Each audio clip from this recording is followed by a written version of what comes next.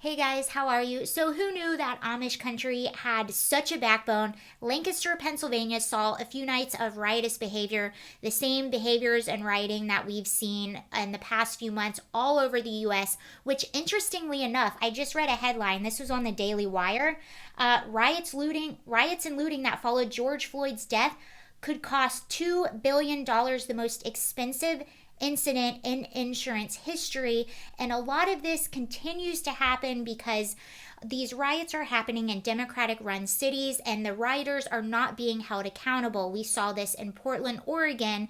They had over 100 nights of rioting, millions and millions of dollars in property damage, residents being assaulted and attacked, officers being assaulted and attacked, and this continued to happen for over 100 nights because these people were being arrested, people that were guilty of arson, assault on officers, property damage, just to name a few, and they were being released the same night by the DA and charges dropped. So what happened because of that? Over 100 nights of rioting.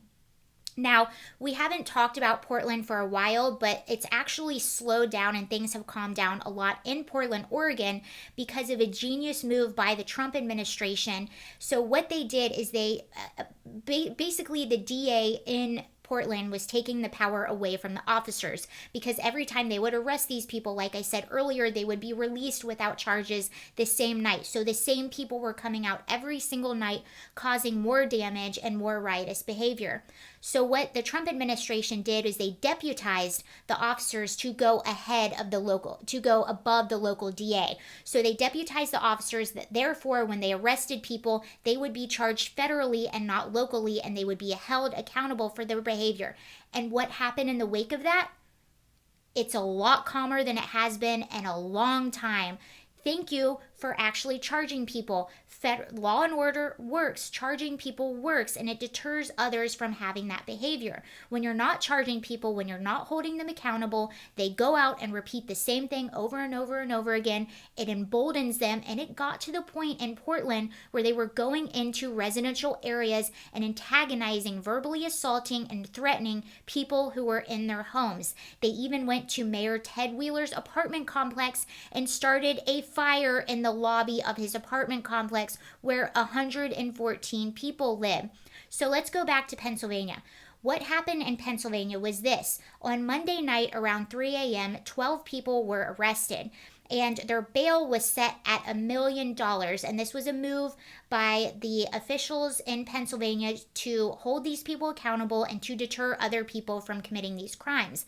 And some of the charges that they saw were arson, which is pretty serious, arson, assault, and other riotous behaviors and property damage. Now, a lot of people are critical of this bail.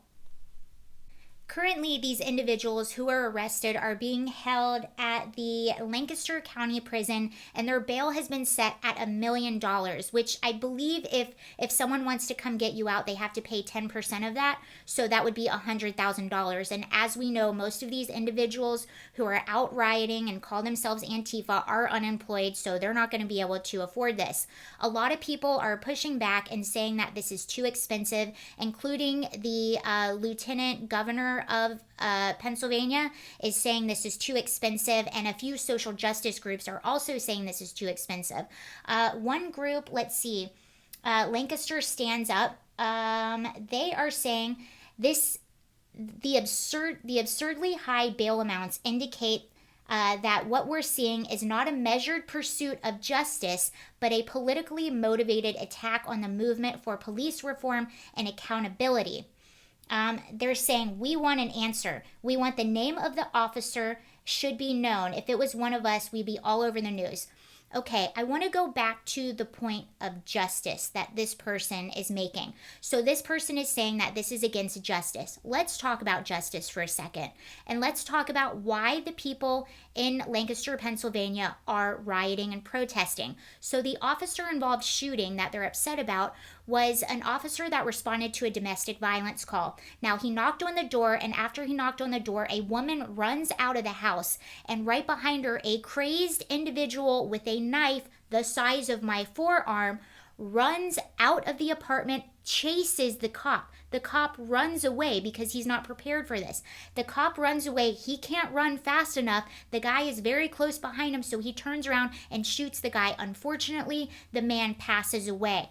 But this is a completely justified officer shooting. We saw the body cam. We know what happened. And what would have happened if the officer did not shoot the individual?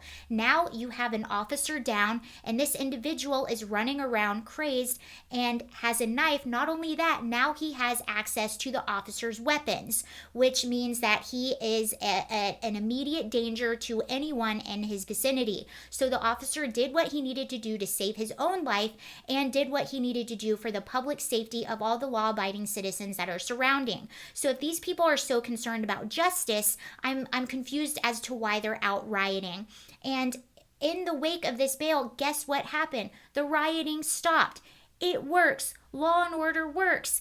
And there's even video footage of protesters or rioters, whatever you want to call them, when they're starting to find out that the bail has been set at $1 million. Guess what they did? They left and they went home. Oh my gosh, law and order works. We saw the same thing in Kenosha. When they accepted help, when they accepted federal agents from President Trump like he offered, it got shut down in Kenosha. I want to show you one more thing and then we're pretty much done with this video. But I think this is pretty cool.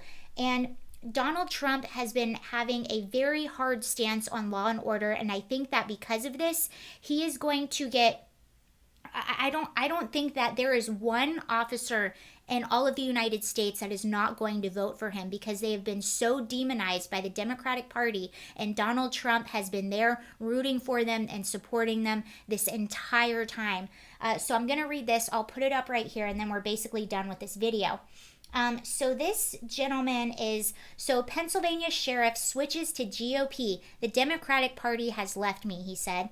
And I'm going to read to you his statement. It was a very difficult decision, and I've thought long and hard about it. But I feel I stand for the ideals of the Republican Party platform more than the Democrats today. And he's saying this to the Pittsburgh Tribune. I've been a lifelong Democrat, but a conservative Democrat at that. I'm pro-life, a strong supporter of the Second Amendment, a lifetime member of the NRA, and today I feel my ideals are closer to the Republican Party than Democrats.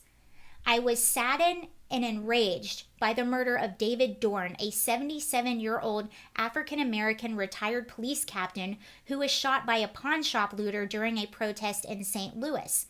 These outrageous, lawless acts have been met with silence, acquiescence, and in some instances, outright support from local, state, and national leadership of the Democratic Party. As a lifelong public servant and member of law enforcement, I have not left the Democratic Party. The Democratic Party has left me.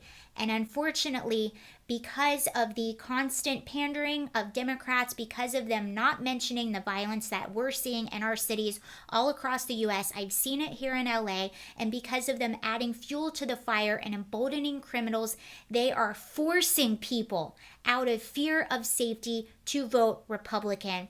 Okay, let me know what you guys think. That's all I have for you right now. Thank you.